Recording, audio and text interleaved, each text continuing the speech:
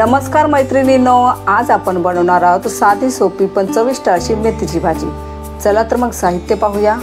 एक जुडी धुवून घेतलेली स्वच्छ मेथीची भाजी, 5-6 हिरव्या मिरच्या बारीक कट करून घेतलेल्या, एक मध्यम आकाराचा टोमॅटो, 10-12 लसूण पाकळ्या ठेचून घेतलेल्या। बाजूला आपला पॅन गरम झालेला आहे, त्याच्यामध्ये आपण 2 चमचे तेल टाकूया। आता आपण मिरची टाकूया। मिरच्या टाकलेल्या आहेत। आता आपण लसूण टाकूया। लसूण चांगला बदामी कलरवरती भाजून घेऊया। ठेचलेला लसूण भाजीमध्ये टाकल्यावर भाजीला अजून आणखी चव वाढते। आपला लसूण चांगला सोनेरी झालेला आहे। आता आपण टोमॅटो टाकूया।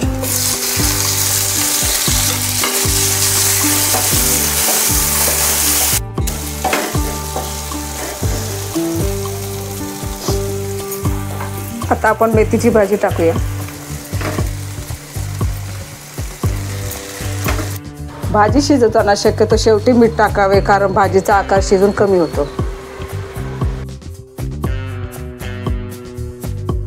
आपली मेथीची भाजी तयार आहे। तुम्हाला जर रेसिपी आवडली असेल तर आमच्या चॅनलला लाईक करा, शेअर करा आणि सबस्क्राईब करा।